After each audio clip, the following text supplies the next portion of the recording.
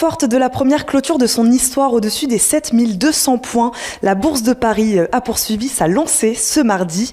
Elle a d'ailleurs franchi une nouvelle étape dans sa course au plus haut en s'installant au-dessus des 7300 points cet après-midi.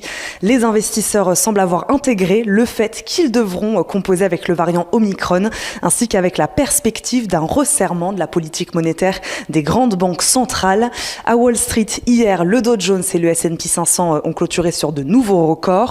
Apple est devenue la première entreprise américaine à atteindre la barre des 3 000 milliards de dollars de capitalisation boursière, tandis que la capitalisation de Tesla s'est renforcée de 144 milliards de dollars à la faveur d'un record de livraison au 4e trimestre. Le marché surveillera demain les minutes du dernier comité de politique monétaire de la Fed, ainsi que le rapport sur l'emploi en décembre aux États-Unis. L'ISM manufacturier américain ressort à 58,7 points contre 61,1 en novembre. Un des principaux rendez-vous de ce mardi résidait aussi dans la réunion de l'OPEP+, qui a statué sur une hausse de sa production. L'organisation s'en tient à une augmentation de 400 000 barils par jour en février. Concernant les indicateurs du jour, ils confirment en effet la poursuite de la reprise, qu'il s'agisse des indices PMI manufacturiers chinois, britanniques ou des ventes au détail en Allemagne. L'activité manufacturière en Chine a progressé en décembre à son rythme le plus élevé en 6 mois. Les ventes au détail en Allemagne ont bondi de façon inattendue en novembre en dépit des nouvelles restrictions liées au Covid-19 qui ont freiné la reprise de la consommation dans la plus grande économie d'Europe. Le taux de chômage en Allemagne toujours a légèrement reculé au mois de décembre à 5,2% alors qu'il était attendu stable par rapport à novembre, soit à 5,3%. En France, l'inflation est estimée à 2,8% en décembre par l'INSEE, comme le mois précédent, avec une accélération pour les produits manufacturés et l'alimentation, mais un ralentissement pour l'énergie et les services.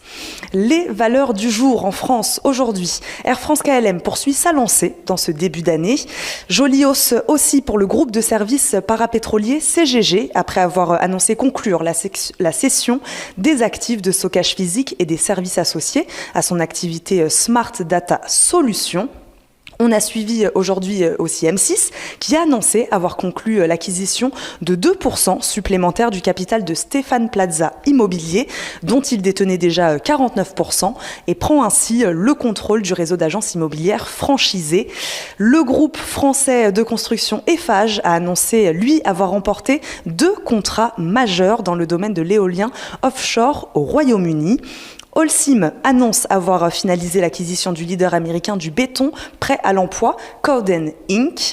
Cette acquisition est d'ailleurs une autre étape dans leur stratégie 2025 d'accélérer la croissance verte pour devenir un leader mondial des solutions de construction innovantes et durables. Ce sont les mots de son PDG.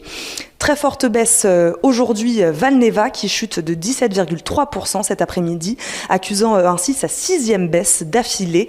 De plus en plus de données suggérant qu'Omicron provoque des symptômes moins sévères que les précédents variants, ce qui limite la nécessité d'un nouveau vaccin. On termine avec un mot sur ce qui attend les investisseurs demain. Ils regarderont la confiance des consommateurs en France.